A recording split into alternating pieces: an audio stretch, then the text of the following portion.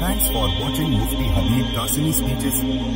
Subscribe and click the bell icon for more videos. والصلاة والسلام على سيد المصطفى فقد قال الله تبارك وتعالى فأعوذ بالله من الشيطان الرجيم بسم الله الرحمن الرحيم إنا لله وإنا إليه راجعون وقال تعالى ولمن خاف مقام ربه جنتان فبأي آلاء ربكما تكذبان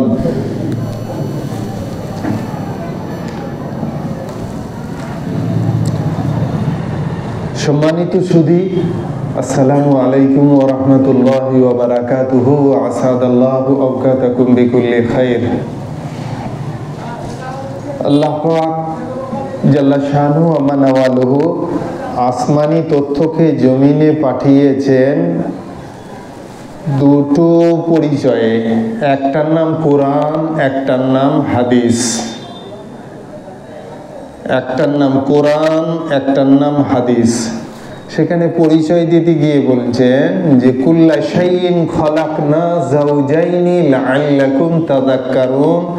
বিদ্বান লোকেরা যেন অনুভূত হয়, তাদের মধ্যে এই জ্ঞান সঞ্চার হয় যে আল্লাহ তাআলা প্রত্যেকটা জিনিসকে জোড়া পয়দা করেছেন।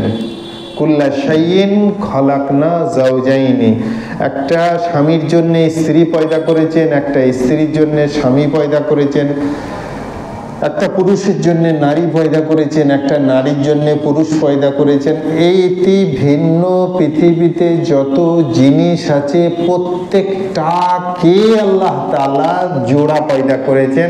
সেটা আমার দৃষ্টিতে আসুক চাই নাই আসুক, আল্লাহ কোরআনে বলেছেন প্রত্যেকটা জিনিসের জোড়া আছে। কুল্লা শাইইন খলাকনা যাওজাইন। স্বামী স্ত্রীর যেটা বন্ধন সেটাও আল্লাহ তাআলা জোড়া করে পাঠিয়েছেন।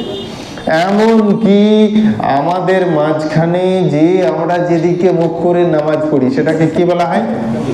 কেবলাটাও দুটো কেবলা। মসজিদে কেবলাতাইন আছে না মদিনা শরীফে?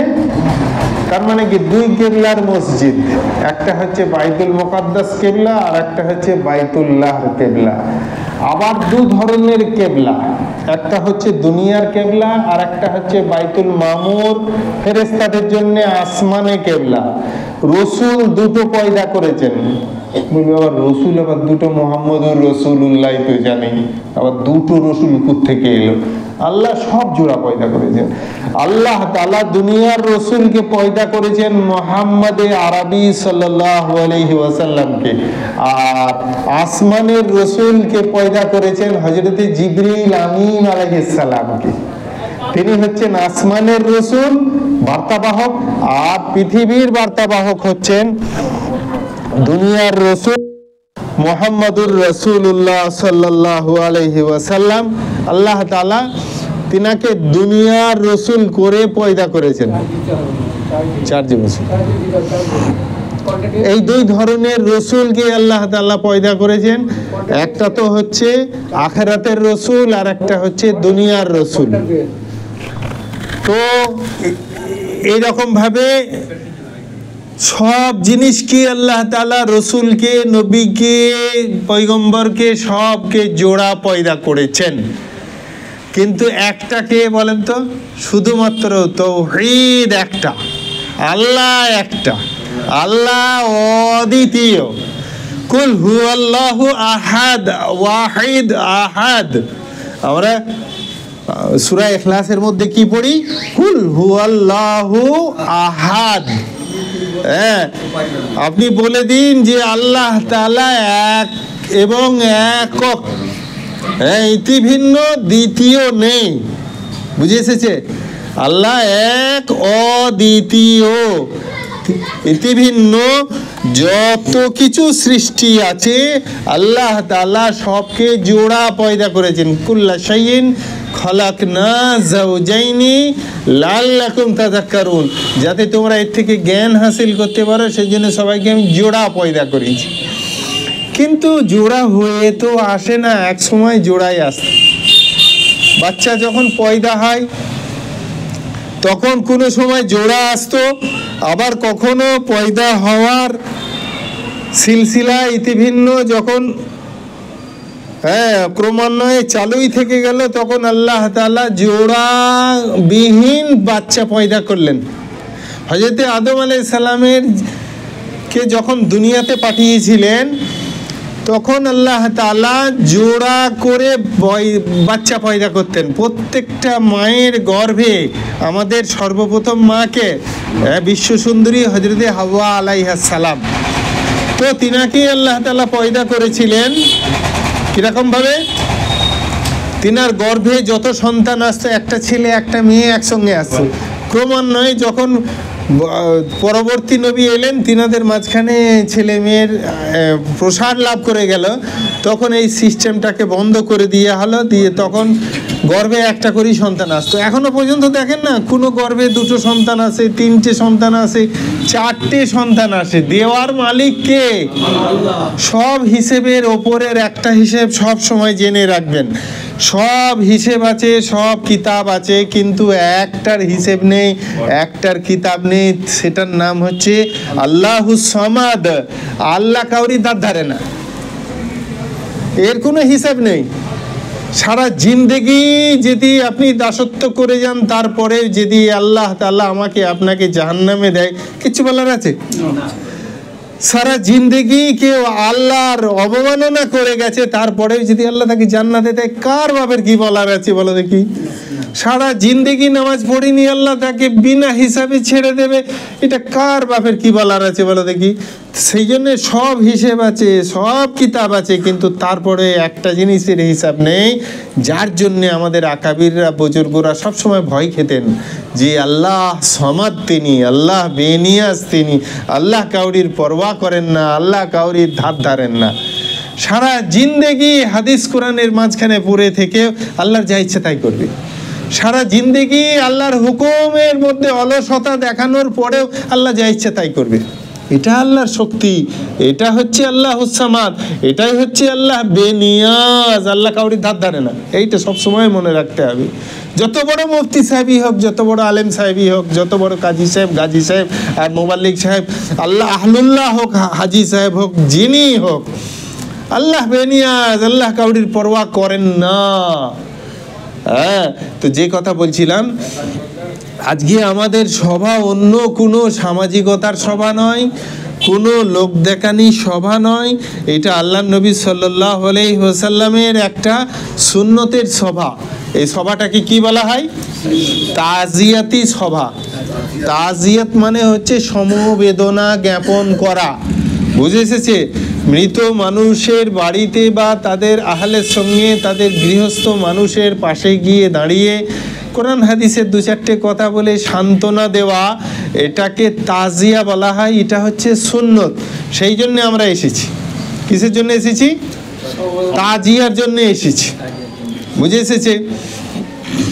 তো এই তাজিয়া আল্লাহর নবী এবং সাহাবাদের প্রিয় সুন্নত ছিল, নবীজি সাল্লাল্লাহু আলাইহি ওয়াসাল্লামের এটা অভ্যাসের অন্তর্ভুক্তি ছিল। তো সেই জন্য আমাদের মাঝখানে আজকে এটা তো আর হাজি সাহেবের বাড়ি নয়, এটা নবাবের বাড়ি, বুঝে এসেছে? তো ওর আব্বাজান নবাবের বাড়ি থেকে বিদায় হয়ে চলে গেছেন, বুঝে এসেছে? তো আসল বাড়িটা হচ্ছে, আসল ঠিকানাটা হচ্ছে, স্থায়ী ঠিকানাটা কোথায়? আলামে বারজাক থেকে শুরু হয়। আসল বাড়ির ঠিকানা শুরু হয় কোথা থেকে? আলামে বারজাক থেকে শুরু হয়। যতদিন আল্লাহ তাআলা চাইবেন, কতদিন চাইবেন সেটা তো কেউ বলতে পারবে না, সেটার হিসাব জানা নেই। সে জান্নাতেও কতদিন থাকবে জানা নেই, কিয়ামতেও কতদিন থাকবে জানা নেই।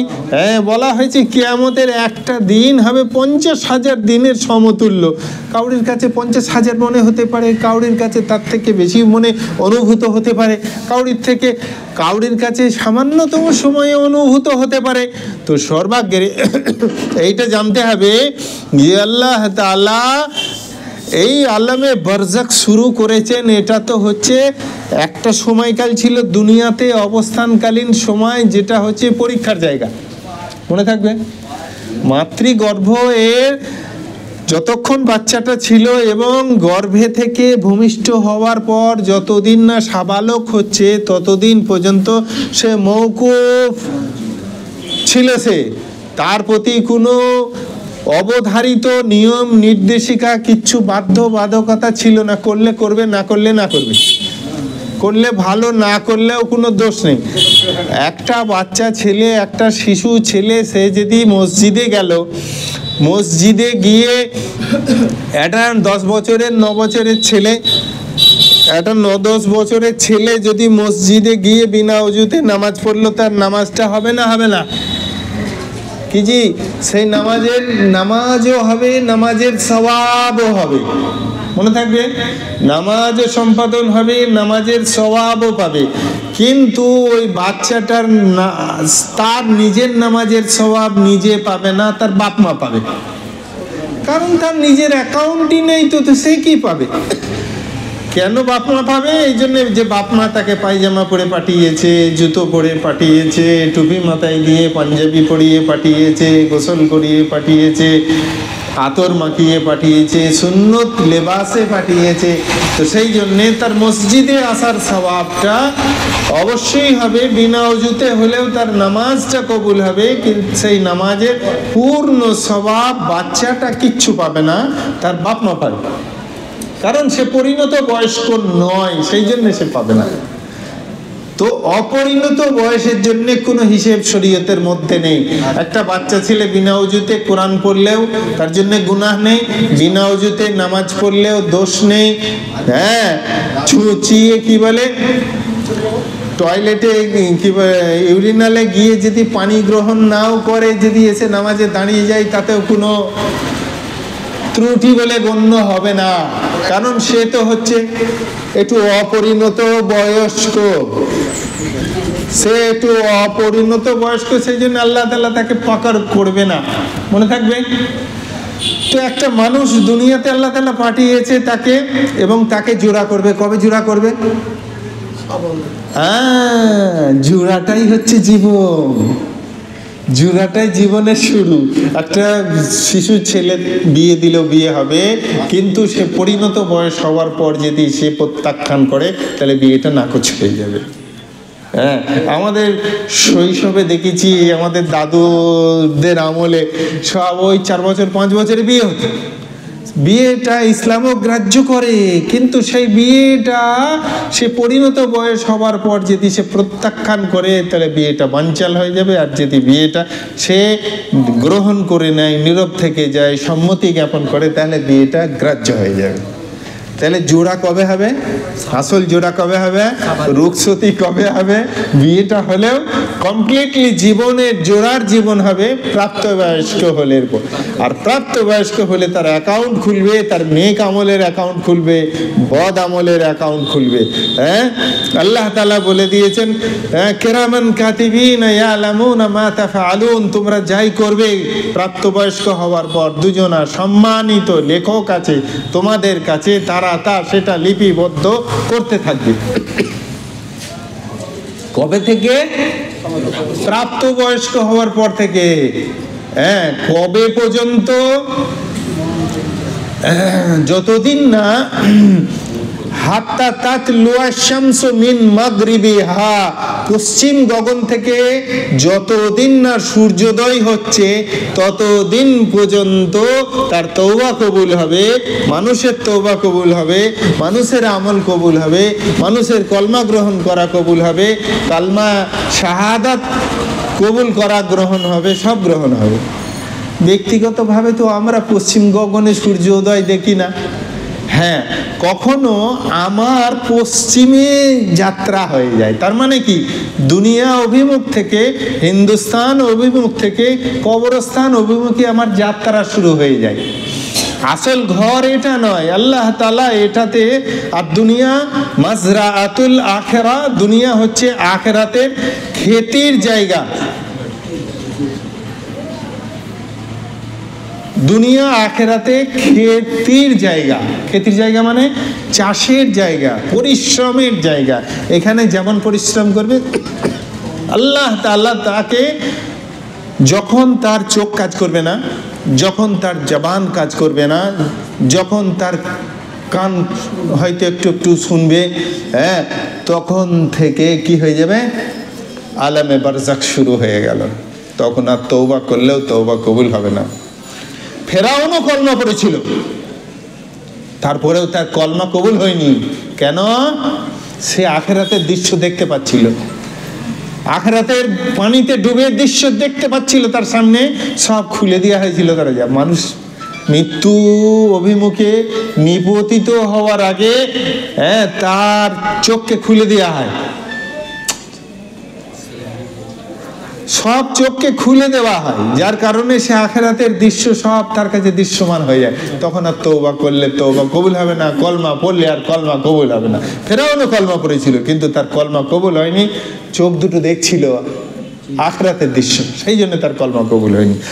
আর হযরতে নূহ আলাইহিস সালামের কওম, হযরতে লূত আলাইহিস সালামের কওম যখন ডেকে দিয়ে তিনি চলে গিয়েছিলেন, তারা যখন ব্যতিব্যস্ত হয়ে পড়লো, দিয়ে বলছে কোথায় গেল আমাদের নূহ, কোথায় গেল আমাদের নবী, হ্যাঁ, বলে চলো আমরা গ্রাম ছেড়ে দিই, বেরিয়ে নূহকে, লূত আলাইহিস সালামকে খুঁজতে পার হয়ে যায়, আল্লাহ তাআলার সন্নিধ্যে গিয়ে আমরা কান্নাকাটি করি। সেই জন্য তাদের তওবাটা কবুল হয়েছিল, তাদের তওবাটা আল্লাহর দরবারে গৃহীত হয়েছিল। তা নাহলে ওরাও কাফের ছিল, ওরা ফেরাউনও কাফের ছিল। কিন্তু ফেরাউন আখিরাতের দৃশ্য সামনে দেখার পরে কলমা তওবা করেছিল বলে তওবা কবুল হয়নি। আর লূত আলাইহিস সালামের কওম তারাও কাফের ছিল, কিন্তু তারা আখিরাতের দৃশ্য দেখার আগেই ভুলটা অনুভব করে বেরিয়ে গিয়েছিল গ্রাম থেকে, লূত আলাইহিস সালামের খুঁজে বার হয়ে, আল্লাহর খুঁজে বার হয়ে তওবা করতে লেগেছিল বলে আল্লাহ তাদের তওবা কবুল করেছেন। তাহলে আসলে কাজের জায়গা হচ্ছে দুনিয়া। কিসের কাজ? দুনিয়ারও কাজ আছে, আখিরাতেরও কাজ আছে। শরীয়তটা এমন একটা জিনিস, হ্যাঁ, এটা সন্ন্যাসীর নাম শরীয়ত নয়, সাংসারিক জীবন অবজ্ঞা করে চলার নাম শরীয়ত নয়। শরীয়ত হচ্ছে সমস্ত ব্যস্ততার মাঝখানে আল্লাহর হুকুমকে মান্যতা দেওয়ার নাম হচ্ছে শরীয়ত। এই একটা জীবন, তার পরিণত আকলের পরিপক্কতা আছে ক বছর বয়সে বলেন তো? ক বছর বয়সে আকলের পরিপক্কতা আছে? আরে নবীদের নবুয়ত দেওয়া হয়েছিল ক বছর বয়সে? সব নবীদের নবুয়ত দেওয়া হয়েছিল 40 বছর বয়সে। তার আগে মানুষের ব্রেনে দূরদর্শিতার পরিপক্কতার পূর্ণতা আসে না বলে 40 বছর আগে কাউকে আল্লাহ নবীও করেননি, পয়গম্বরও করেননি, রসুলও করেননি। মুস্তাদরাকে হাকিমের মধ্যে একটা হাদিস এসেছে, সেই হাদিসটা আপনাদের সম্মুখে আমি জ্ঞাপন করি। আল্লাহ তাআলা বলেন, যখন যে ওয়াইদা বালাগা আবদি 40 সানা, যখন আমার বান্দা 40 বছর বয়সে উপনীত হয়, যখন আমার বান্দা বা বান্দি 40 বছর বয়সে উপনীত হয়, তারপরে হয়তো সে বাঁচতেও পারে, মরতেও পারে, সেটা আল্লাহর ইখতিয়ার। বলছে আফাতু মিন বালায়াস সালাস, আল্লাহ তাকে 3 ধরনের মুসিবত থেকে নিরাপত্তা দেন। যে 40 বছর ঈমান এবং ইসলামের ওপরে যে বান্দা এবং বান্দি চললো, 40টা বছর কাটিয়েছে, প্রাপ্তবয়স্ক হওয়ার পর সে 15 বছরও হতে পারে, 16 বছরও হতে পারে, তার কিছু কম বেশিও হতে পারে। সব তো প্রাপ্তবয়স্ক থেকে নিয়ে 40 বছর বয়স অবধি যে আল্লাহর হুকুমের ওপরে চললো, আল্লাহ তাআলা বলেন নবীজির মারফত দিয়ে যে আফাতু মিন বালায়াস সালাস, তাকে 3 ধরনের নিরাপত্তা দেন। তাহলে আল্লাহর হুকুমে চললে লাভ আছে না লোকসান? 3 ধরনের মুসিবত থেকে আল্লাহ তাকে নিরাপত্তা দেন। 1 নম্বর কি? মিনাল বারাসি ওয়াল জুনুনি ওয়াল জুজামি ওয়া সাইয়িল আসকাম। বুঝে এসেছে? পাগলামি থেকে আল্লাহ তাকে বাঁচিয়ে দেন, আর সে খেপা হবে না। বুঝে না? মিনাল বারাস, কুষ্ঠ ব্যাধি তার হবে না। বুঝে এসেছে? কণ্ঠমালা, ফুলহরি, অনেক কিছু বলে, বিভিন্ন শাস্ত্র কি বলে চিকিৎসা শাস্ত্রে, যেমন আমাদের করোনা, এটাকেও বারস বলা হয়, জুজাম বলা হয়। এটাকে কি বলা হয়? করোনাকে বলা হয় জুজাম। জুজাম থেকে আল্লাহ তাআলা তাকে বাঁচিয়ে দেবেন, যার 40 বছর সে আল্লাহর হুকুমের উপরে চলেছে। আর একটা হচ্ছে কি কুষ্ঠ ব্যাধি থেকে আল্লাহ তাকে সুরক্ষা দেবেন। ওমিন সাইয়্যিল আসকাম, এইরকম ভাবে পেট বর্ধিত হয়ে যায় না, দেখেন না, রক্ত শূন্যতার কারণে বা ইত্যাদি বিভিন্ন কারণে, এইরকম পেটের মারাত্মক অভিব্যক্তি থেকে, অসুস্থতা থেকে আল্লাহ তাকে বাঁচিয়ে দেন। কতদিন? আল্লাহর হুকুমে থাকলে 40 বছর থাকলে। তারপরে বলা হচ্ছে ওয়াইদা বালাগা খামসিনা, তারপরে যখন সে আল্লাহর হুকুমে 50 বছর কাটিয়ে দিল। ক বছর কাটিয়ে দিল? 50 বছর কাটিয়ে দিল, তারপরে সে মারাই যাক আর বেঁচেই থাকুক। আল্লাহ তাআলা বলছেন নবীর মারফত দিয়ে, হাদিসে মুস্তাদরাকে হাকিমের মধ্যে আসছে যে হাসাবতুহু হিসাবান ইয়াসিরা, সে যদি মারাও যায় তাকে আমি তার সব হিসাব সহজ করে দেব। কে বলছে? মুফতি সাহেব ফতোয়া দিচ্ছে, মৌলী সাহেব বায়ান করছে, না আল্লাহর নবীর মুখের ভাষ্য? ওমান নাসরাকু মিনাল্লাহি কিলা, আল্লাহ থেকে বড় সত্যবাদী কে হতে পারে? ওমান নাসরাকু মিনাল্লাহি হাদিসা, আল্লাহ থেকে ভালো সরল সত্য কথা কে বলতে পারে? আল্লাহ বলছেন যে 50 বছর গত করলো আল্লাহর হুকুমে দাঁড়িয়ে, হাসাবতুহু হিসাবান ইয়াসিরা, আমি তার হিসাবকে সহজ করে দেব। চারটিখানি কথা আল্লাহর হুকুম পালন করা, বুঝে আসছে? 50 বছর আল্লাহর হুকুমে কাটিয়ে দেওয়া। বয়স আমার যদি 50 হয়ে থাকে, আজকেই 2 রাকাত নামাজ পড়বো। কে? আল্লাহ তাআলা নিঘাত আল্লাহ তাআলা আমার হিসাবকে সহজ করবেন করবেন করবেন। বুঝে এসেছে? ওয়াইদা বালাগা 60 সানাতান হাব্বাবাত ইলাইকাল ইনাবা, আর যদি সে 60 বছরে পৌঁছে যায়, তারপরে সে বেঁচেই থাকুক আর মারাই যাচ্ছে, কার হাতে? আমার হাতে না আল্লাহর হাতে। হ্যাঁ, যে 60 বছরে আল্লাহর হুকুমে দাঁড়িয়ে পৌঁছে গেছে, আমি কি করি? তার দিলকে আমার দিকে ধাবিত করে দিই, সে আমার দিকে অনুপ্রাণিত হয়ে চলে আসে। তো সেই জন্য দেখবেন 60 বছর বয়স হয়ে গেলে মানুষ একটু আল্লাহমুখী হয়েই যায়, যায় না? যায় না? সামাজিকভাবে একটু খেয়াল করে দেখবেন, যত তেজি মানুষই হোক, 60 হয়ে গেছে না, ঠিক এবার আস্তে আস্তে মসজিদ মুখ হয়ে যাচ্ছে আল্লাহকে। তার মানে সে হচ্ছে না, আল্লাহ তাকে করিয়ে দিচ্ছে যে না না না না না না না। আর যাই হোক, জুমার নামাজেও তো আসতো, জানাজার নামাজেও তো যেত, ঈদ বকরিদের নামাজেও তো যেত। চল বাবা, ও 60 বছর আমার হুকুমে, আমারই তো হুকুমে দাঁড়িয়েছিল, সালাম দিলে তো উত্তর দিত, একটা ফকিরকে দেখলে তো 1 বাসন ভাত দিত। এটা কিসের নিদর্শন? আফসুস সালাম ওয়া আতইমুত তাআম। সাহাবারা জিজ্ঞাসা করেন, হুজুর ইমানের পরিচয় কি? মাল ইসলাম, ইসলাম কাকে বলে? নবীজিকে জিজ্ঞেস করছে। ইসলাম কার কাছ থেকে শিখবো আমরা বলেন তো? মুফতি সাহেবের কাছে শিখবো না নবীজির কাছ থেকে শিখবো? নবীজির কাছ থেকে শিখবো। তো নবীজি কি বলছেন? নবীজি বলছেন, সাহাবাদেরকে বলছেন, সব থেকে বড় পণ্ডিত এই জগতের মধ্যে, সব থেকে বড় পণ্ডিত, সব থেকে বড় আলেম, সব থেকে বড় হাদিস বিশারদ, কোরআন বিশারদ কে? কে বলেন? সাহাবা এবং তিনাদের অনুসারী তাবিন এবং তিনাদের অনুসারী তাবে তাবিন, এই 3টে জমানাকে আল্লাহর নবী সুরক্ষিত বলে ঘোষণা করে গেছেন। তিনারা জিজ্ঞেস করছেন, নবীজিকে প্রশ্ন করছেন, সব থেকে বড় মুফতি, সব থেকে বড় রসুল, সব থেকে বড় নবী, সব থেকে বড় পয়গম্বর, সব থেকে বড় পথপ্রদর্শক, তিনাকে জিজ্ঞাসা করছেন মাল ইসলাম, ইসলাম কাকে বলে? নবীজি উত্তর দিচ্ছেন, আফসুস সালাম ওয়া আতিমুত তাআম। কি করো? কি করো? সালামের ব্যাপকতা ঘটাও আর মানুষকে খানা খাওয়াও। কি করো? সালামের প্রচলন ঘটাও আর মানুষকে খানা দাও। আপনার বিবিকে খানা দিলেও মানুষকে খাওয়ানো। আপনার বিবিকে যদি বাদাম ভাজা এনে খাওয়ান, তো আল্লাহ তাআলা বিবিকে ভালোবাসার সওয়াবও দেবেন, আপনাকে সদকা করার সওয়াবও দেবেন। আল্লাহ নবী সাল্লাল্লাহু আলাইহি সাল্লাম বিবিদের কেমন ভালোবাসতেন জানেন? বলে বিবিকে খাওয়াবো গরম গরম চুপি চুপি সন্দেশ নিয়ে এসে, এটাতে সওয়াব। হ্যাঁ, আল্লাহ নবী সাল্লাল্লাহু আলাইহি সাল্লাম রাতের অন্ধকারে নিজের বিবিকে নিয়ে ছুটতে বেরোতেন। কোথায় বেরোতেন?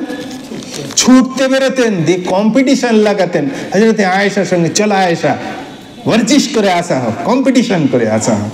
একবার হযরত আয়েশা তখন হালকা ফুলকা শরীর ছিলেন, হ্যাঁ, তখন দুজনে স্বামী স্ত্রী ছুটতে গিয়ে আল্লাহ নবী সাল্লাল্লাহু আলাইহি সাল্লামকে পেছনে রেখে দিয়ে তিনি আগে ফার্স্ট হয়ে গেলেন।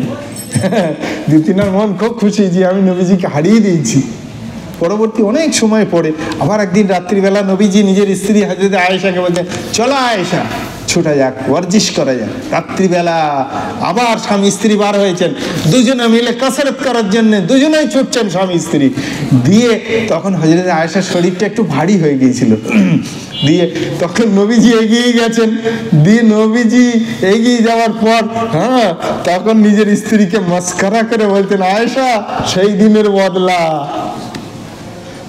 এর আগে তুমি আমায় হারিয়েছিলে না, আজকে সেই বদলা নিয়ে নিলাম, আমি তোমায় হারিয়ে রেখে দিলাম। এটা ঈর্ষামূলক কথা নয়, হিংসামূলক কথা নয়, এটা হচ্ছে ভালোবাসা, স্বামী স্ত্রীর মধ্যে একটা প্রেম বিনিময়ের কথা। কি আজকে তুমি হারাচ্ছ, কালকে আমি হারাবো। কখনো স্বামী স্ত্রীকে এগিয়ে দেবে, স্ত্রী কখনো স্বামীকে এগিয়ে দেবে, এটাই তো আদর্শ। স্ত্রী অসুস্থ হলে যেমন স্বামীর খোঁজ নিয়ে কর্তব্য, স্বামী অসুস্থ হলে স্ত্রীর খোঁজ নিয়ে কর্তব্য। নবীজি ইন্তেকাল করেছিলেন কোথা? মসজিদের মেহরাবে সেজদায় গিয়ে পড়ে ইন্তেকাল করেছিলেন। নবীর সুন্নত হচ্ছে বিবির কোলে মাথা রেখে ইন্তেকাল করা। নবীর সুন্নত কি? বিবির বুকে মাথা রেখে ইন্তেকাল করা, এটা হচ্ছে আমার সুন্নত, নবীজির সুন্নত। আল্লাহ নবী সাল্লাল্লাহু আলাইহি সাল্লাম নিজের বিবির বুকে মাথা রেখে ইন্তেকাল করেছিলেন। আমরাও চাইবো যে বিবিদের বুকে মাথা রেখে আমাদের ইন্তেকাল।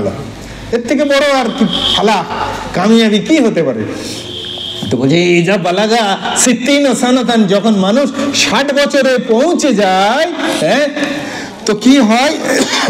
হাব্বাবাত ইলাইহিল ইনাবা, তাকে তার দিলটাকে আল্লাহর দিকে আকৃষ্ট করে দেয়। তার দিলটাকে কি করে দেন? আল্লাহ তাআলা তার দিকে আকৃষ্ট করে দেন। ওয়াইদা বালাগা 70 সানাতান আহবাবাতিল্লাহু ইলাইকা ওয়াল মালাইকা, আর যখন ৭০ বছরে পৌঁছে যায় আল্লাহ তাআলা তাকে ভালোবাসতে লেগে যান এবং আসমানের যাবতীয় ফেরেশতারা তাকে ভালোবাসতে লেগে যান। বুঝে এসেছে? যখন আল্লাহ কোনো বান্দাকে ভালোবাসেন তখন আসমানে ঘোষণা করে দেন জিবরিল আলাইহিস সালামকে, জিবরিল আমি অমুককে ভালোবাসি, তুমিও ভালোবাসো, এবং আসমানে সব ফেরেশতাদেরকে বলে দাও যেন তারাও ভালোবাসে। তাহলে যখন মানুষ ৭০ বছরে পৌঁছে যায় আল্লাহ তাকে ভালোবাসেন, আসমানের যাবতীয় ফেরেশতারা তাকে ভালোবাসতে লেগে যায়। মনে থাকবে ক বছর বয়সে? ৭০ বছর বয়সে সে মারাই যাক আর বেঁচেই থাকুক। ওয়াইদা বালাগা 90 সানা আসিরুল্লাহ, আর যখন ৮০ বছরে পৌঁছে যায় সে হয় আল্লাহর বন্দী। আল্লাহর বন্দী, আরে বন্দী মানে তো তাহলে শাস্তি দেবে নাকি? আল্লাহর বন্দী, আসিরুল্লাহ ফিল আরদি, আল্লাহ তাআলা তাকে পৃথিবীর মধ্যে আল্লাহর বন্দী, আল্লাহর নিরাপত্তা। আরে বন্দিশালায় লেখা থাকে না, হ্যাঁ, সংশোধনাগার, তাকে সংশোধনের জন্য নিরাপত্তা বলয়ের মধ্যে রেখে দেওয়া হয়। একটা মানুষ খুন করার পর, পাপ করার পরে যদি ওখানে ঢুকে যায় আর তাকে কেউ মারতে পারবে না? প্রধানমন্ত্রী রাষ্ট্রপতিও তাকে মারতে পারবে না ওখানে ঢুকে গেলে। তো এই আসিরুল্লাহ মানে হচ্ছে আল্লাহর কয়েদি। কি হয়? ফিলার্দে, পৃথিবীর মধ্যে সে আল্লাহর বন্দী হয়ে যায়। এবার আল্লাহর নিরাপত্তায় যখন এসে গেল কি হবে? ওয়া গুফিরা লাহু মা তাকাদ্দামা মিন দামবিহি ওয়া মা তাআখার, তার পেছনের সামনে যত পাপ করবে, পেছনে যত পাপ করেছে সব পাপ আল্লাহ তাআলা মাফ করে দেয়। এই তুই ৮০ বছরে আমার হুকুমে দাঁড়িয়ে আছিস, চল আর সব গুনাহ মাফ করে দে। ও তো এখন থেকে আমার নিরাপত্তায়, আমার বন্দী, ওর সব গুনাহ মাফ করে দাও। তাহলে বাঁচাও, লাভ আছে, কি বলেন? এই পৃথিবী পক্ষে বাঁচাতে লাভ আছে, আল্লাহর হুকুমে যদি দাঁড়িয়ে থাকা যায়। ওয়া শুফিয়া লাহু ফি আহলিহি, বলেন দেখি একজন হাত তুলে বলেন কালকে তার বাপ মায়ের জন্য সুপারিশ করতে পারবেন কেউ? কিন্তু এই হাদিসের মধ্যে আসছে যে 80 বছর বয়সে পৌঁছে গেল, আল্লাহ তাআলা তাকে এই যোগ্যতাটা দেবেন, এই অধিকারটা দেবেন যে সে নিজের গৃহস্থ মানুষজনের জন্য আল্লাহর দরবারে সুপারিশ করবে। যেমন কোরআন যে তার তেলাওয়াত করে কোরআন তার জন্য সুপারিশ করে, নামাজ যে পাঠ মানে একামত করে তার জন্য নামাজ সুপারিশ করে, রোজা যে সম্পাদন করে তার জন্য যে সুপারিশ করে, হজ যে কমপ্লিট করে হজ তার জন্য সুপারিশ করে, যাকাত যে প্রদান করে তার জন্য যাকাত তার হয়ে সুপারিশ করে। তো এই মানুষ হিসেবে আল্লাহর দরবারে সুপারিশ করবে, আল্লাহ আমার বিবি আছে, বাচ্চা আছে, আমার বাপ মা আছে, আমার শ্বশুর শাশুড়ি আছে, আমার দাদা দাদি আছে, আল্লাহ আমার নানা নানি আছে, আল্লাহ আমার নাতি পুতি আছে, এদের চাই আমি বাংলাদেশ গিয়েছিলাম, দাদা তখন বেঁচে ছিলেন, গোলাম আলী স্যার। 100 বছর, কত বছর বয়স ইন্তেকাল হলো ওনার? 108 বছর বয়সে ওনার ইন্তেকাল হলো। আমায় রাত্রিবেলা বলছেন দাদি প্যারালাইসিসে পড়ে আছেন পাশের বেডিংয়ে, আর উনি এদিকে পালঙে শুয়ে আছেন। দিয়ে বলছে আল্লাহওয়ালা ছিলেন তো, হযরত থানভী রহমতুল্লাহ আলাইহির কিতাব সবসময় ওনার পাশে চারিদিকে লাট দিয়ে থাকতো, পড়তেন, মামায়েজ আশরাফিয়া ইত্যাদি। তো আমি বলছি আপনার বিয়ে হয়েছিল কবে ইত্যাদি অনেক কিছু দিয়ে বলছে, দেখ সেই ছোটবেলায় বিয়ে করেছিল কিতকিত খেলতে খেলতে, বললে বাড়িতে ডাকছে, দিয়ে বিয়ে পড়িয়ে দিলে, তোর দাদির সঙ্গে বিয়ে হয়ে গেল, বুঝলি? তো কাল কিয়ামতে যদি আল্লাহ আমায় ছাড় দেয়, আমার এই হাদিসটা সেদিন মুখস্থ ছিল না, তাহলে আমি বলতাম দাদা তোমার সুপারিশের অপেক্ষায় রয়েছে আমার দাদি।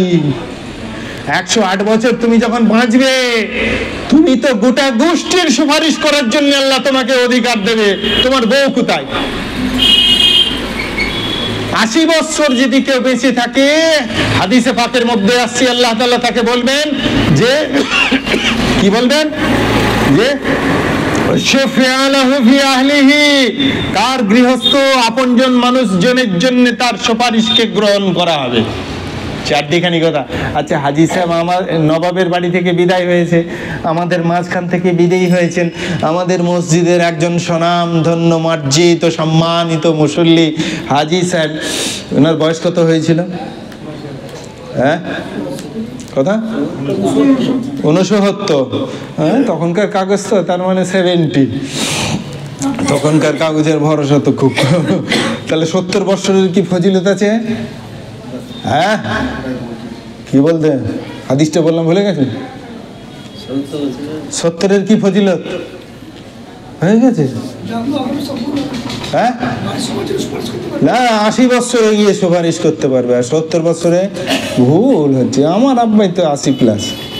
হাজি সাহেবের বয়স আমার মনে হচ্ছে ঠিক তোমাদের গণনা হচ্ছে না, যাই হোক এই সমস্ত ফজিলতের অধিকারী হয়ে গেছে।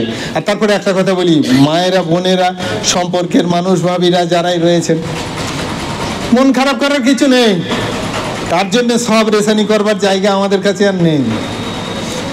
রিওয়ায়াতের মধ্যে আসছে যে জুমার দিন মারা যাবে, অথবা যে 30টা রোজার মধ্যে একদিন মারা যাবে, তার কিয়ামত পর্যন্ত কবরের আযাব হবে না। কি বলা হয়েছে? যে জুমার দিন মারা যাবে, যে গোটা 30টা বা 29টা রোজার মধ্যে মারা যাবে, সে দিবাও হতে পারে নিশিও হতে পারে, তো আল্লাহ তাআলা তাকে কবরে আযাব দিবেন না। এরপরে আর মৌলভী সাহেব নিয়ে এসে আর দরকার আছে কলমা ছানি কুলখানি? আরে আল্লাহ নবীর বার্তা পরে আবার কার বার্তা চাই আমাদের? তারপরে আর একটা কথা বলি, মহিলা মহলেও পুরুষ মহলেও একটা মানুষ জান্নাতে গেলে আবার সে নতুন করে জাহান্নামে যাবে? যে মানুষটা হজে গেছে সে তো একবার জান্নাতে গিয়ে ঢুকে গেছে। হজে গিয়ে যে মদিনা মুনাওয়ারায় পৌঁছে গেছে, হ্যাঁ, রিয়াদুল জান্নাহ পৃথিবীর মধ্যে একটা টুকরো আছে, সেটা কফুট বাই কফুট, মোবাইলে সার্চ করে নেবেন গুগলে, সেই টুকরোটা, সেই মাটির টুকরোটা মসজিদে নববীর মধ্যে, সেই টুকরোটা রিয়াদুল জান্নাহ। আপনি চিনবেন কি করে? বলে হুজুর আপনি তো মৌলভী সাহেব মানুষ চিনে ফেলবেন, আমরা চিনবো কি করে? চিনার জন্য আপনাকে বলে দিই,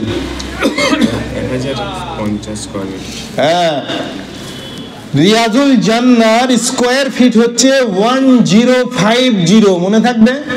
মদিনার মসজিদের ভেতরে 1050 স্কয়ার ফুট জায়গার নাম হচ্ছে রিয়াদুল জান্নাহ। 1050 স্কয়ার ফুট গোটা মসজিদ, ভুল বললাম আমি, 1050 স্কয়ার মিটার এই জায়গাটা হচ্ছে রিয়াদুল জান্নাহ। রিয়াদুল জান্নাহ মানে কি? জান্নাতের টুকরো আল্লাহ তাআলা দুনিয়াতে পাঠিয়েছেন এইখানে। সেই জন্য নামাজ পড়ার জন্য, একটু চোখের পানি ফেলার জন্য, একটু আল্লাহকে সিজদা করার জন্য সবাই গুতুগুতি করে। এখন তো প্রবেশ নিষেধ, অনলাইনে বুকিং করো, তারপরে যে টাইম আসবে তোমার মোবাইলে সেই টাইমে গিয়ে লাইন দাও, তবে ঢুকতে পাবে, তা না হলে পাবে না। আপনি যদি বলেন সব আমি করলাম কিন্তু আমি চিনবো কি করে? মসজিদে নববীর মধ্যে যেটা আছে রিয়াদুল জান্নাহ, জান্নাতের টুকরো, পৃথিবীর মধ্যে, গোটা পৃথিবীর মধ্যে ওই একটা টুকরো কাবা শরীফেও নেই, হারাম শরীফেও নেই, মক্কা শরীফেও নেই, বাইতুল মুকাদ্দাসেও নেই, পৃথিবীর কোনো জায়গাতে নেই। সেটা আছে মদিনার মসজিদের ভেতরে 1050 স্কয়ার মিটার, মনে থাকবে। সেটা হচ্ছে জান্নাতের টুকরো। সেটার চিহ্ন বলে দেবো, যাবেন তো সবাই? তাহলে বলে দেবো ইনশাআল্লাহ, বলেন আল্লাহকে বড় করে বলেন ইনশাআল্লাহ যাবেন। সেই জায়গাটার পরিচয় হচ্ছে, দেখবেন গোটা মসজিদে নববীর যে এই কার্পেট আছে, এই কার্পেটের যে রং থাকবে সেই রংটা ওই জায়গাটার রং হবে না, ওই জায়গাটার কার্পেটের রং হবে সাদা, মনে থাকবে। রিয়াদুল জান্নাহর জায়গাটার পরিচিতি হচ্ছে যে সেখানের কার্পেটের রংটা হবে কি সাদা, আর বাকি কার্পেটের রং সবুজ হতে পারে, লালও হতে পারে। সময় সময় তো ওরা তো বড়লোক মানুষ বাবু, খালি ইন্তার পাল্টাচ্ছে, খালি ইন্তার পাল্টাচ্ছে, কিন্তু রিয়াদুল জান্নাহর কার্পেটের রং সব সময় সাদা থাকবে, এটা খেয়াল থাকবে। তো যে মানুষটা একবার জান্নাতে ঢুকেছে তাহলে আবার তাকে নতুন করে জাহান্নামে যেতে লাগবে নাকি? হ্যাঁ, জাহান্নামে যেতে সবাইকেই হবে, নবী হোক, রসুল হোক, পয়গম্বরী হোক, জাহান্নামে একবার যেতে হবে। আল্লাহ তাআলা বলেছেন, হ্যাঁ, ওয়াইম মিনকুম ইল্লা ওয়ারিদুহা কানা আলা রাব্বিকা হাকমান মাকদিয়া। তুমি যত বড় পণ্ডিতই হও, যত বড় জ্ঞানী হও, যত বড় আলেমী হও, যত বড় নবী হও, যত বড় পয়গম্বরী হও, যত বড় রসুলই হও, তোমাকে একদিন জাহান্নামে যেতেই হবে। সেটা কিরকম? সেটাকে কি বলে? হ্যাঁ, কি বলে গো? কিয়ামতের ময়দান থেকে জান্নাতে যাওয়ার যে ব্রিজটা, সেই ব্রিজটাকে হ্যাঁ কি বলা হয়? পুল সিরাত। কারোর জন্যে বিদ্যুৎ গতিতে চলে যাবে, কেউ অনুভব করবে না, কেউ সেখানে বড়শিতে আটকা পড়ে তলায় মালে ঢুকে যাবে। এইটাই হচ্ছে জাহান্নাম। কাউরির অনুভূত হবে, কাউরির অনুভূত হবে না। তো পুল সিরাতে বাবজি সবাইকেই যেতে হবে, বুঝেছে? জাহান্নামে যেতে সবাইকেই হবে, কিন্তু রিয়েক্টেড হবে না। একটা আগুন থেকেই দেখেন, আপনি ইলেকট্রিক থেকেই আপনি হিটার চালালে গরম হাওয়া পাবেন, এসি চালালে ঠান্ডা হাওয়া পাবেন, পাবেন কি পাবেন না? তো ওই রিয়াকশন ওই জাহান্নামের। জাহান্নামে যারা আল্লাহর প্রিয় ভাজন তাদেরকে কি করবেন আল্লাহ তাআলা? হ্যাঁ হ্যাঁ, বিনা গরমের ছোঁয়াতে, বিদ্যুৎ গতিতে, কোন রকম এহসাসাত, কষ্টের অনুভূতি ব্যতিরেকে আল্লাহ জান্নাতে পৌঁছে দেবেন। আর যারা আমাদের মতো পয়মাল মাল, ধরা খেয়ে গেলি আর কিছু করার নেই। একমাত্র বলে রাখি, যারা বিনা হিসেবে জান্নাতে যেতে পারবে, হ্যাঁ, জান্নাতে সব ইমানদারই যাবে, ঘাবড়াবার কিচ্ছু নেই। যার দিলের মধ্যে আল্লাহ আছে, যার অন্তরের মধ্যে ওয়াহদানিয়ত আছে, একত্ববাদ আছে, সবসময় করে আল্লাহ আল্লাহ আল্লাহ আল্লাহ করে, সে তো জান্নাতে যাবে। কার বাপের ক্ষমতা আছে তাকে ঠেকিয়ে রাখা? কিন্তু একটা জিনিস বটে, সেটা হচ্ছে কিছু পাপ থাকলে সেইগুলো মালগুলো ধুয়ে দিতে হবে। তো সেই জন্যে মরার আগে যে মানুষটা যে কষ্ট পেল, জানবেন সে মানুষটার কপাল খুব ভালো। আল্লাহ তাআলা কোনো বান্দাকে যখন পরিচ্ছন্ন করে নিতে চান, তাকে বিছানায় ফেলে কষ্টে নিপতিত করেন। পড়ল আর গেল, জানতে হবে মালে সন্দেহ আছে, বুঝেছে? আর যে রগ রাচ্ছে মসজিদে দোয়া হচ্ছে, হুজুর দোয়া করেন দোয়া করেন দোয়া করেন, মানে অতিষ্ঠ হয়ে যাচ্ছে বাড়ির লোক। জানতে হবে আল্লাহ অতিষ্ঠ হয়নি, আল্লাহ বলছে আরো একটুখানি সাফ করে নে, আরো ভালো করে পরিষ্কার করে নে, এইখানে কষ্ট সহ্য করতে পারবি না, যাক ওইখানে পাপগুলো খেয়ানত করে চলে আয়। বলেন তো সব থেকে বড় আল্লাহর প্রিয়কে? পৃথিবীর মধ্যে সৃষ্টির প্রথম থেকে নিয়ে অদ্য অবধি নয়, কিয়ামত পর্যন্ত সব থেকে বড় আল্লাহ প্রেমী কে? মুহাম্মদ আরবি সাল্লাল্লাহু আলাইহি ওয়াসাল্লাম। তিনি পড়েছেন আর মরেছেন? তিনাকে বিষের যন্ত্রণা সহ্য করতে করতে করতে করতে নামাজও পড়তে পারেননি, কাঁধে ভর দিয়ে দিয়ে গিয়ে নামাজ পড়েছেন। কখনো আবু বকরকে বলেছেন নামাজ পড়িয়ে নাও, কখনো কথাও বলতে পারছেন না, লোআবে দাহান শুকিয়ে যাচ্ছে, কথাও বলতে পারছেন না। ওনার স্ত্রী মেসওয়াক চিবানোর ক্ষমতাও নেই, তো চিবিয়ে মুখের মধ্যে রস আনিয়ে দিচ্ছেন। ওনার স্ত্রীর মুখে থুতু বা লোআবে দাহান নবীজি মুখে নিয়ে কলমা পড়তে পড়তে আল্লাহকে আহ্বান লাব্বাইক লাব্বাইক করতে করতে তিনি হাজির হয়ে গেছেন। মরণ তো কাউরের শোকের এবং কষ্টের কারণ হয়, অনুতাপের কারণ হয়। সেই জন্য দেখেন না, বাকরুদ্ধ হয়ে থাকে, মরা বাড়ি এসে কেউ চিল্লাচিল্লি করে, সব চুপচাপ, সবার মধ্যে একটা কাজ করে, তাই তো সব সব switch off switch off switch off. একদিন আমারও তো এরকম হবে। এই জন্য মরা বাড়ি এসে কেউ চিল্লাচিল্লি করে না। কিন্তু তরপায় এক কিছু শ্রেণীর মানুষ মরে যাওয়ার সময় যখন ফেরেশতা আসে, বলে আমি কবে থেকে তোমার অপেক্ষা করছি আল্লাহর সাক্ষাতের জন্য, আপনি এত দেরি করে ফেললেন। কে? কাউরির মরণ আনন্দের হয়, কাউরির মরণ কষ্টের হয়। কিন্তু একটা কথা বড় দুঃখের, মরে যাওয়ার পরে সবাই আমরা আসি কিসের জন্য বলেন তো? তাহলে হাজি সাহেবের জন্য মন খারাপ করবে কিছু আছে না? কিছু আছে? আজকে 3 দিন হয়ে গেছে তো, আজকে 3 দিন হয়ে গেল তো, হয়ে গেছে তো, হ্যাঁ? কাল থেকে সেজে গুজে ঘুরে বেড়াবে। 3 দিন শোক করা জায়েজ, 3 দিনের বেশি শোক করা জায়েজ নেই। কাল থেকে একটু নতুন চকচকে জামা পরে ঘুরে বেড়াবে। নবীজি বলে গেছেন যে 3 দিনের বেশি শোক করা চলবে না, একমাত্র স্ত্রী শোক করতে পারে তার স্বামীর জন্য। কতদিন? 4 মাস 10 দিন। কদিন? হ্যাঁ,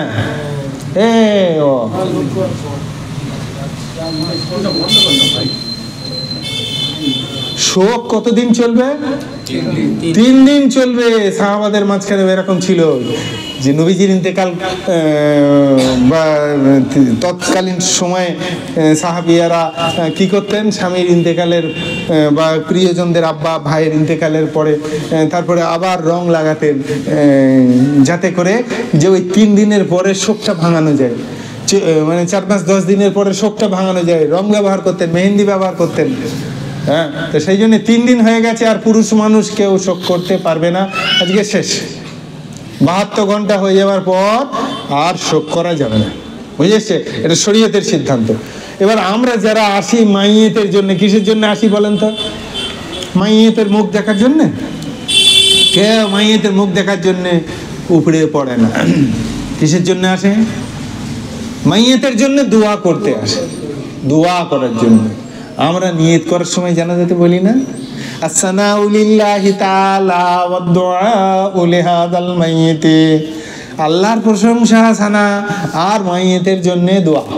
নিয়ত করছি, অথচ আমি ভাবি আমার এই দিমাগে আসে যে মৌলী সাহেবরা আজ পর্যন্ত কোনোদিন মাইয়েতের জন্য দোয়া করলে না, এক ছত্রাক দোয়া করলে না, চিটিং করলে মাইয়েতগুলোর সঙ্গে আজ পর্যন্ত। আর এদের দিয়েই জানাজা পড়াবে, মাইয়েতের জন্য দোয়া করে না। আল্লাহুম্মা গফিরলি হাইয়িনা, মানেটা শোনেন, এ আল্লাহ আমরা যারা বেঁচে আছি আমাদেরকে মাফ করো, ওয়া মাইয়িতিনা, মাজির শিখা, যারা আমাদের থেকে আগে ইন্তেকাল করে চলে গেছেন, আমার বাপ মা দাদা দাদি শ্বশুর শাশুড়ি উস্তাদ আত্মীয় স্বজন গ্রামবাসী, তাদেরকে মাফ করো। যিনি মারা পড়ে আছেন লাশ, একের বলা হয়নি, যারা চলে গেছেন তাদেরকে মাফ করো। ওয়া শাহিদিনা, আর যারা কষ্ট করে এখানে জানাজা পড়তে এসেছি আমরা, আমাদেরকে মাফ করেন। ও গাইবিনা, বিভিন্ন কাজের চাপে অসুস্থতার কারণে ব্যস্ততার কারণে আসতে পারেনি জানা যায়, আল্লাহ তাদেরকে, গাইবিনা যারা অনুপস্থিত, আল্লাহ তাদেরকেও মাফ করে দেন।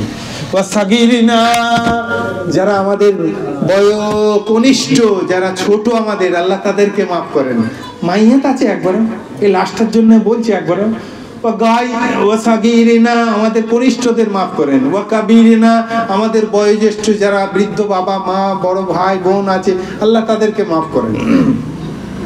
ওয়া যাকারিনা, আমাদের পুরুষদেরকে আল্লাহ আপনি মাফ করেন। ওয়া গুনসানা, আমাদের সমাজে যত নারী মহল আছে তাদেরকে আল্লাহ আপনি মাফ করেন। আল্লাহুম্মা মান আহইয়াইতাহু মিন্না ফাআহইহি আলাল ইসলাম, যাদেরকে আপনি বাঁচিয়ে রাখেন তাদের ইসলামের উপরে, ইসলামের আদর্শের উপরে আপনি আমাদেরকে বাঁচিয়ে রাখেন। ওয়া মান তাওয়াফাইতাহু মিন্না ফাতাওয়াফাহু আলাল ঈমান, আর যাদেরকে আপনি মরণ দেবেন ঈমানের সাথে আপনি তাদেরকে মরণ দেন। আল্লাহুম্মা লা তাহরিমনা আজরাহু, এ আল্লাহ আমরা যে জানাজা পড়তে এসেছি, ওয়ালা তুদিল্লানা বাদাহু, আমরা যে জানাজা পড়তে এসেছি কিসের লাগে এসেছি, কিসের জন্য এসেছি? আল্লাহ নবী বলে গেছেন যে জানাজা পড়বে সে 1 কেরাত সমান সওয়াব পাবে, আর যে জানাজা পড়ে মাটি দেবে সে 2 কেরাত সমান সওয়াব পাবে। তো তাহলে আল্লাহুম্মা লা তাহরিমনা আজরাহু, হে আল্লাহ এই যে সওয়াবটা, এই সওয়াব থেকে আপনি আমাদের মাহরুম করেন না। এই মাটি দেবো, জানাজা পড়বো, 2 কেরাত সওয়াবটা যেন আমাদের অবশ্যই আমার জন্য ব্যাগে ঢুকিয়ে রাখেন। ওয়ালা তুদিল্লানা বাদাহু, এরপরে যেন আমাদেরকে আর কখনো গোমরাহ করেন না। আচ্ছা বলেন তো, এইগুলো দোয়াটার মধ্যে এই মাইয়াতটাই লাশটার জন্য একটা দোয়া আছে, একটা অক্ষর আছে, আমার সামনে যে লাশটা পড়ে আছে সেইটার জন্য একটা অক্ষর আছে, আর আমি নিয়তের মধ্যে বলছি কি ওয়া দুআউ লিহাযাল মাইয়িত, আর দোয়া হচ্ছে এই মাইয়াতটার জন্য। আরে দোয়া ঘোড়ার ডিম হচ্ছে, চিটিং হচ্ছে লাশটার সঙ্গে, চিটিং। তুমি মুখে বলছো দুআউ লিহাযাল মাইয়িত, আর তুমি দোয়াটা তো করলে না, তুমি তো নিজের ধান্দা করে নিলে। সেই জন্য দোয়া করতে গেলে কি দোয়া করতে হবে? আল্লাহুম্মা গফির লাহু, আইরে দে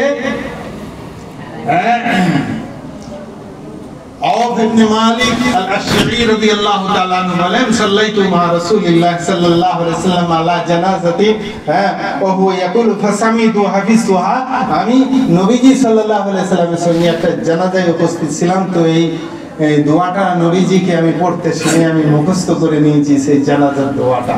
মুসলিম শরীফের হাদিস। মুসলিম শরীফ কাকে বলে জানেন? মুসলিম শরীফ কাকে বলে জানেন? পৃথিবীর 2 নম্বর সত্য কিতাব। 1 নম্বর সত্য কিতাব কি? বুখারী। 1 নম্বর সত্য কিতাব হচ্ছে কোরআন শরীফ, আর 2 নম্বর সত্য কিতাব হচ্ছে কি? মুসলিম। বুখারী মুসলিম, বুখারী মুসলিম, এই দুটো কিতাবকে কি বলা হয়? মুত্তাফাকুন আলাইহি। বুখারী মুসলিম এই দুটো কিতাবকে কি বলা হয়? সমবেত সর্বসম্মত, এর উপরে মুত্তাফাক আছে, সর্বসম্মতি রায় আছে, নিখুঁত হাদিসগুলো এই দুটো কিতাবের মধ্যে আছে। সেই দুটো বইয়ের নাম কি? বুখারী এন্ড মুসলিম। তাহলে 2 নম্বর সত্য কিতাব হচ্ছে বুখারী আর মুসলিম, মুসলিম শরীফের হাদিস। কি বলেছেন আল্লাহ নবী সাল্লাল্লাহু আলাইহি ওয়াসাল্লাম? দোয়াটা সবাই মুখস্থ করবে তো? হাদিসে একা মরেছেন, আমরা মরবো, আমার বাচ্চা চাচা দাদা ভাই বোন আত্মীয় স্বজন বন্ধু বান্ধব মরবে না? মরবে না? আপনার ছেলে মেয়ে নিকট আত্মীয় মরবে না? মরবে না? কি যে তাহলে দোয়াটা পড়া লাগে, ইমাম সাহেব তো পড়বে না, কারণ তারা সেই তবলিগি দোয়া মুখস্থ করে রেখে দিয়েছে। দোয়ায় মাসুরা পড়তে আপনি যত দোয়া রব্বানা আতিনা পড়েন, রব্বানা যালামনা আনফুসানা পড়েন, আল্লাহুম্মা ফিল আইয়িনা মাইয়িতিনা, মানে কি বলে শাহিদিনা গায়বিনা পড়েন, যা ইচ্ছা দোয়া করেন, যা কোরআনে আছে হাদিসে আছে যত দোয়া সব পড়েন, কোনো দোষ নেই। পড়তে দোষ নেই। কিন্তু আমি মুখে যখন বললাম মাইয়েতের জন্য দোয়া করার জন্য দাঁড়াচ্ছি, আল্লাহর সানা করার জন্য দাঁড়াচ্ছি, তাহলে আমি দোয়াটা করলাম কোথায়? তাহলে চিটিং হয়ে গেল না মাইয়েতের সঙ্গে? তো সেই জন্য এই দোয়াটা সবাইকে মুখস্থ করতে হবে। করবো তো? তাহলে বলে দেবো, আল্লাহুম্মা গফির লাহু, হে আল্লাহ এই মাইয়েতকে আপনি ক্ষমা করেন। কাকে বললাম? আমার জন্য। আল্লাহ এই লাশকে আপনি ক্ষমা করেন, এই জানাজাকে আপনি ক্ষমা করেন। ওয়ারহামহু, এই লাশের উপরে আপনি দয়া অনুগ্রহ করেন। কার জন্য দোয়া করছি? আমার লেগে লাশটার জন্য দোয়া করছি, জানাজার জন্য দোয়া করছি। ওয়াফিহি, ওকে নিরাপত্তা দেন। কার জন্য দোয়া করছি? আমার জন্য। ওয়াফিহি, এই সামনে যিনি শুয়ে আছেন তাকে নিরাপত্তা দেন। ওয়াফু আনহু, ওনার থেকে সব কিছু, এরপরে কি করেন, যা কিছু অবহেলিত আছে, অলসতা আছে, সেগুলো কি করেন, মুছে দেন, ক্ষমা করে দেন, অপসারিত করেন। কার? আমার।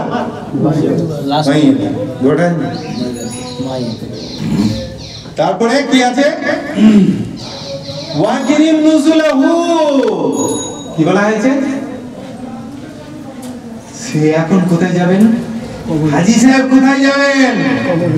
তার আসল বাড়িতে যাবে, নবাবের বাড়ি ছেড়ে দিয়ে এখন সে তার নিজের বাড়িতে যাবে। ওয়াকিরিম নুজুলাহু, সেখানে পর্যদুস্ত হতে পারে, সম্মানিত হতে পারে। তার জন্য দোয়া করতে হবে কি? ওয়াকিরিম নুজুলাহু, তার কবরের প্রবেশকে সম্মানজনক করেন।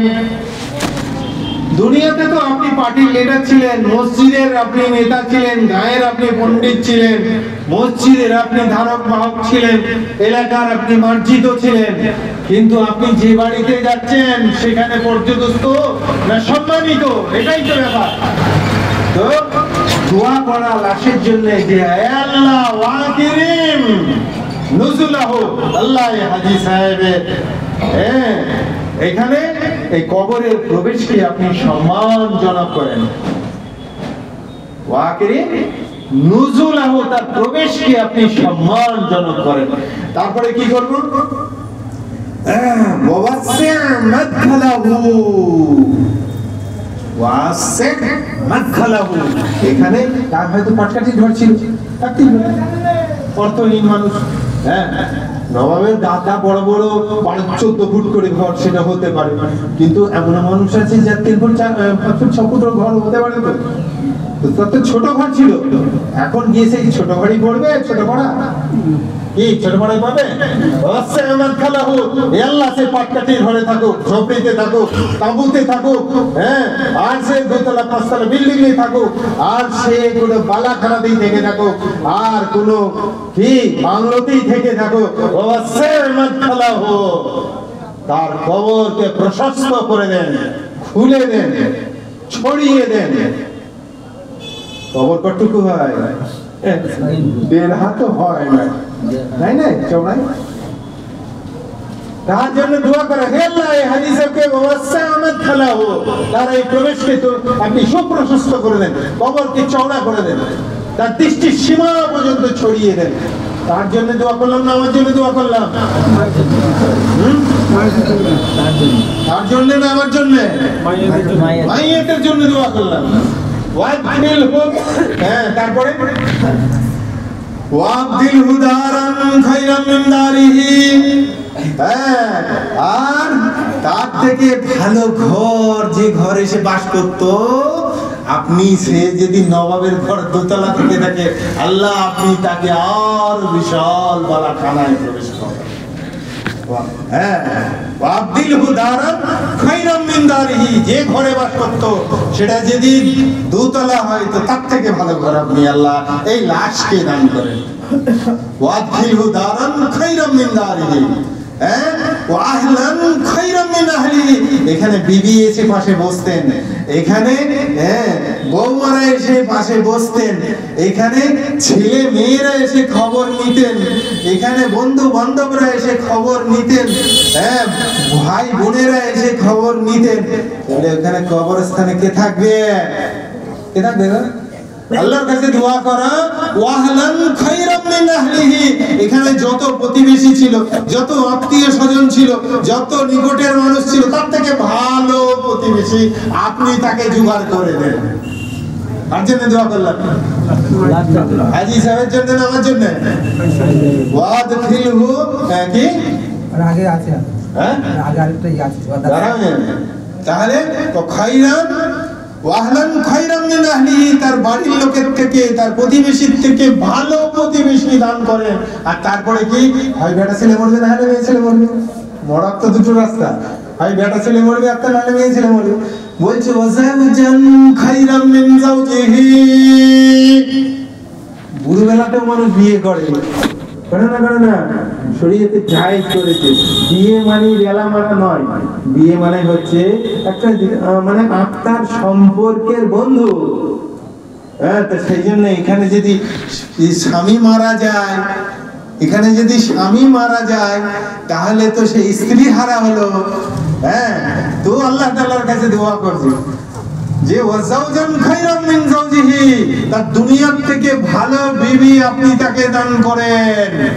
বিবি হারিয়েছে বটে, কিন্তু এর থেকে ভালো বিবি আপনি তাকে মনোরঞ্জনের জন্য, আত্মতৃপ্তির জন্য আপনি তাকে দান করেন। আর যদি স্বামী হারায়, স্ত্রী মারা যায়, ঠিক তার উল্টোটা, আপনি তাকে ভালো স্বামী দান করেন। দুনিয়াতে যে স্বামীর কাছে নিরাপত্তা বলা ছিল, ইজ্জতের সঙ্গে ছিল, তার থেকে বেশি ইজ্জত ওলার মনোরঞ্জনের আপনি ব্যবস্থা, সান্নিধ্য আপনি দান করেন। তারপরে কি ওয়াদখিলুহুল জান্নাতাল ফিরদাউস। আর আপনি তাকে কি করেন? কাকে? আমাকে? হাজী সাহেবকে। ওয়াদখিলহুল জান্নাতাল ফিরদাউস, আপনি তাকে জান্নাতুল ফিরদাউসে প্রবেশ করান। কার লাগে? আমার লাগে দোয়া করলাম। ওয়াইযহু মিন আযাবিল কবর, আর আপনি তাকে কবরের আযাব থেকে নিরাপত্তা দেন। কাকে? আমাকে? আমাকে নিরাপত্তা দেন। ওয়াইযহু, ওই হাজী সাহেবকে আপনি কবরের আযাব থেকে নিরাপত্তা দেন। ওয়া মিন আযাবিন নার, জাহান্নামের আযাব থেকে আপনি নিরাপত্তা দেন। জি, তাহলে দোয়া মনে করব, করবো ইনশাআল্লাহ। সর্বাগ্যের এটা আমাদের সবারই দরকার নাকি হুজুরের একার দরকার? সবারই দরকার তো। তাহলে অন্যান্য যেমন দুটো সূরা না হলে নামাজ হয় না, এই জানাজাকে দুটো জিনিস না হলে হবে না। কি বলেন দেখি? একটা হচ্ছে তাকবীর আর একটা হচ্ছে দাঁড়ানো। এই দুটো জিনিস না হলে হবে না। এখন দোয়াগুলো তো মুখস্থ করাও দরকার। আমাকে দাওয়াত করতে এসেছি। তারপরে এই দোয়া এমন একটা জিনিস, দেখেন দুয়ার বেলায় শরীয়তে সব জায়গায় বলে যে মুফতি সাহেব এসে, মুফতি সাহেবকে এগিয়ে যায় নামাজটা পড়াতে বলে, উনি এসে ওনাকে এগিয়ে দুটো কথা বলতে বলে। কিন্তু জানাজা পড়ার বেলায় শরীয়ত বলেনি মুফতি সাহেব এসে ওনাকে দিয়ে জানাজা পড়া। সেখানে বলছে ওলি হচ্ছে হকদার তার জানাজা পড়া। কারণ দোয়াতে ভাড়া করা চলে না। দোয়ায় ভাড়া হয়?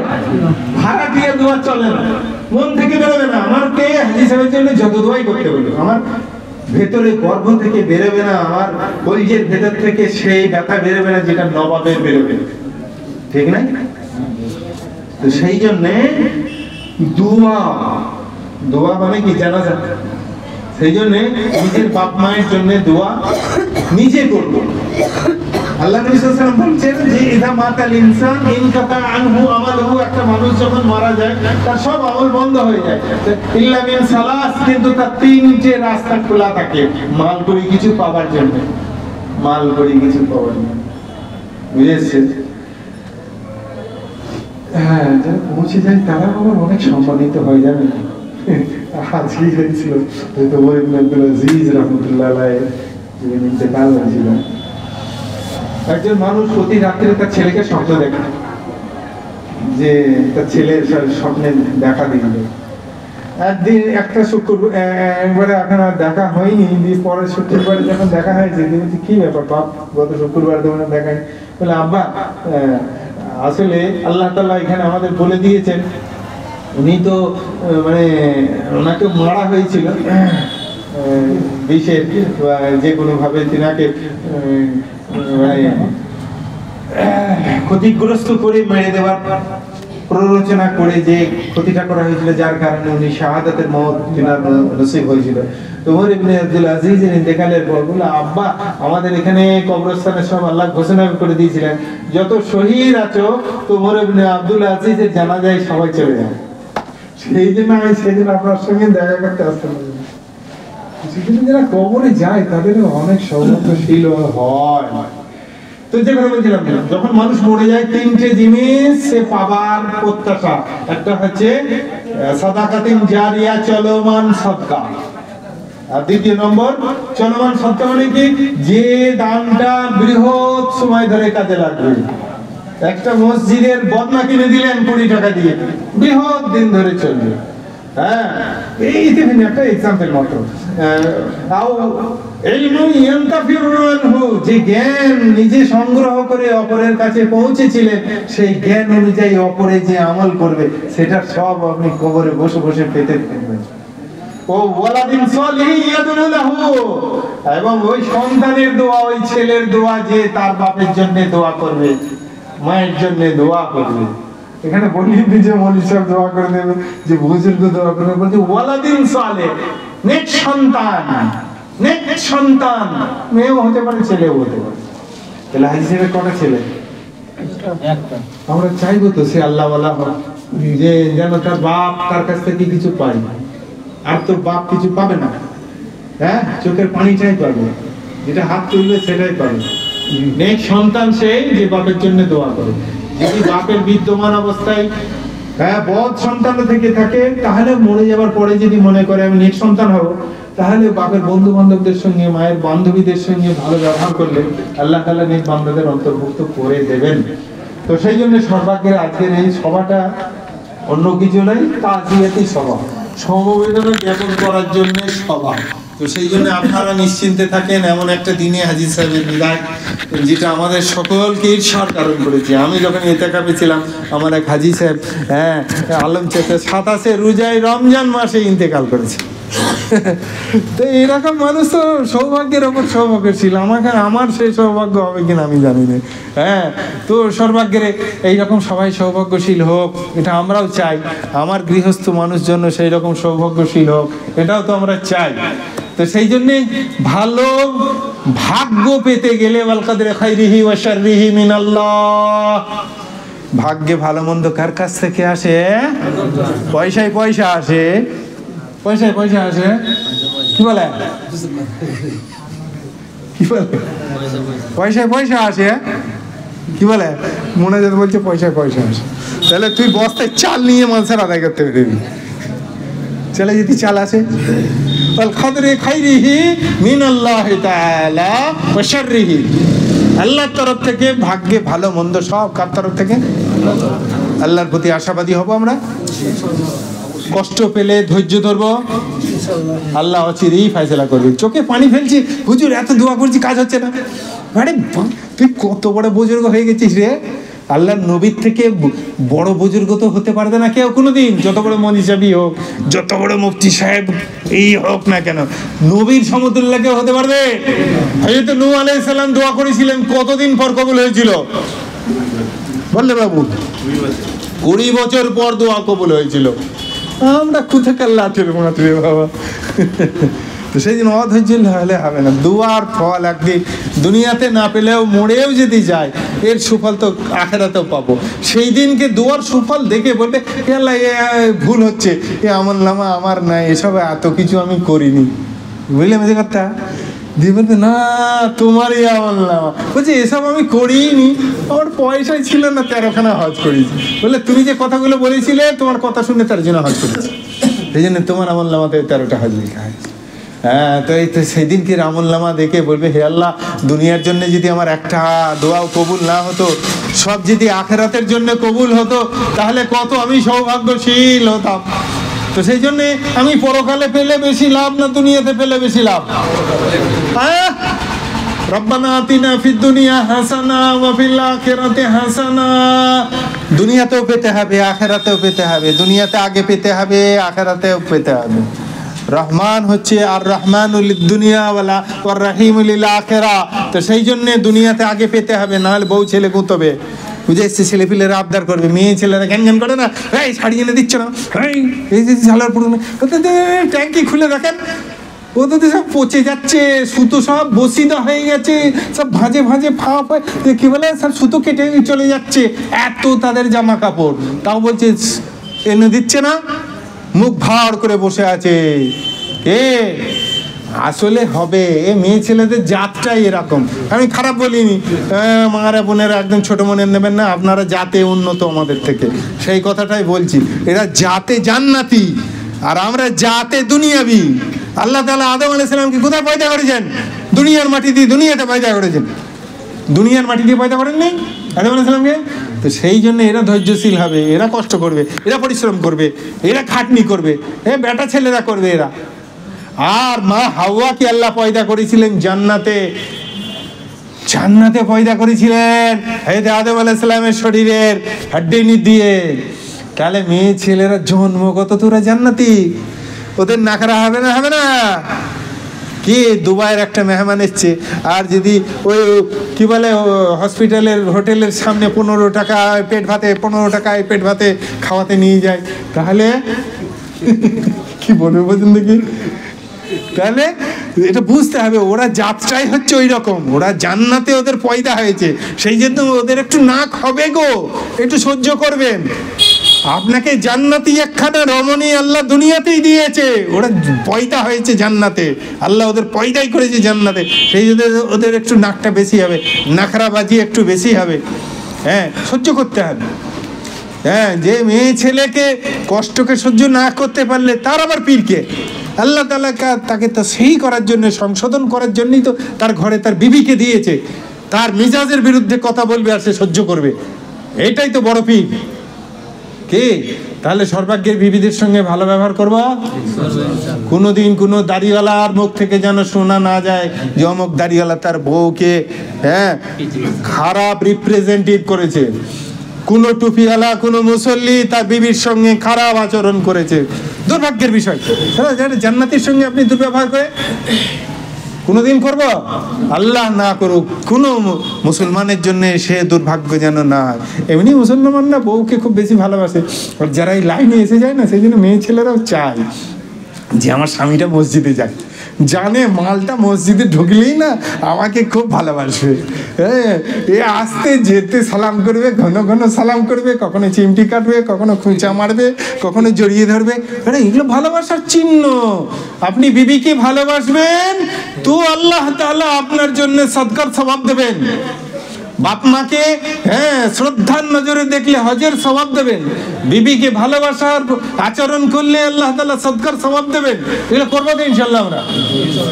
আর যারা আমাদের ফৌত হয়ে গেছে, বাপ মা দাদা দাদি নানা নানি, তাদের জন্য দোয়া খায়ের ইস্তেগফার করবো তো ইনশাআল্লাহ। হ্যাঁ, সকালবেলা থেকে এসে মেয়ে ছেলেরা বসে থাকে বাড়িতে, বলে এদের কোরআনও পড়তে দেয় না, কিছুই করতে দেয় না। আমি বলি ঘোড়ার ডিমগুলো এই মেয়ে ছেলেগুলোকে দোয়াটা কেউ মুখস্থ করাচ্ছে না। হ্যাঁ, সব মেয়েদেরকে মায়েদেরকে বোনেদেরকে বলি এই দোয়াটা এই আমার যে সাথীগুলো আছে সবাইকে এক কপি করে আমি করে দিয়েছি।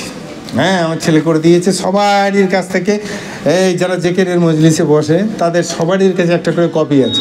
আপনারা সবাই এদের কাছ থেকে নিয়ে সব মুখস্থ করবেন। কোনো মাইয়েত হলে তার কাছে বসে বসে এটা পড়বেন। আপনি জানাজাতে না হাজির হলেও আপনি মাইয়েতের পাশে বসে বসে এটা পড়তে পারবেন সকাল থেকে। হ্যাঁ, সকাল থেকে পাঞ্চি বলছেন আর খালি এই মাসি ভাত আছে রে, এই কিছু চিড়ে মুরগি আছে, তার মানে রসগোল্লাটা বলতে পারলাম না, বুঝতে পারলেন, ইত্যাদি। আর যত মেয়ে ছেলের ভিড় মরা বাড়ি। আরে বাবা, তোমাদের আসার দরকার কি আছে? ওইখানে বসে বসে একটু কান্নাকাটি করো, আল্লাহ আল্লাহ করো, আর এই দোয়াটা মুখস্থ করে বেশি বেশি পড়ো। যদিও আসে, বোন হলে আসবে, মা হলে আসবে, স্বামী হলে আসবে, ছেলে হলে আসবে, ভাই হলে আসবে, আসবে তো বটেই। খুব আপনজন হলে তো আর কেউ ঠাকাবে না। তো তারাও এসে মাইয়েতের কাছে বসে বসে কি করবে? কাঁদবে। হ্যাঁ, ছোট্ট একটা দোয়া মুখস্থ করে নিন, খালারা, বোনেরা, ভাবিরা, বোনেরা, আল্লাহুম্মা গফির লানা ওয়ারহামনা, এইটুকু যদি মুখস্থ করে নেন, আল্লাহ এই লাশের উপরেও দয়া করো, আমাকে আমার উপরেও দয়া করো। লাশের উপরে একা দোয়া হলো না আমার উপরে দোয়া হলো? আপনি লাশটার পাশে বসে বসে আল্লাহুম্মা গফির লানা, এই লাশটাকেও ক্ষমা করেন, আমাকেও ক্ষমা করেন, ওয়ারহামনা, এই লাশটার উপরেও দয়া করেন, আমার উপরেও দয়া করেন। এই ছোট্ট দোয়াটা মুখস্থ করতে পারবো না? আল্লাহুম্মা গফির লানা ওয়ারহামনা। আর যদি নবীর ভাষায়, হাদিসের ভাষায় দোয়াটা মুখস্থ করতে চান, এই নবাব আছে, আসাদুল্লাহ আছে, মানাজাত আছে, আরও সব আছে, ছোট কুকা আছে, এই সালাত আছে, এদের সবারই কাছে এক কপি করে আছে, সব আপনারা জেরক্স করে নিয়ে মুখস্থ করবেন। করবেন ইনশাল্লাহ মুখস্থ? তা হাজি সাহেবের জন্য একটু দোয়া দরকার আছে কি নেই? করবো তো ইনশাল্লাহ। সব থেকে ভালো দোয়া কার? ওয়ালাদুন সালিহ আও ওয়ালাদিন সালিহিন ইয়াদউ লাহু, যে তার নেক সন্তান বাপের জন্য দোয়া করে। মলি সাহেবের দোয়া বলেছে না ছেলের দোয়া বলেছে? ছেলের দোয়া। আমরা সবাই করবো ইনশাল্লাহ।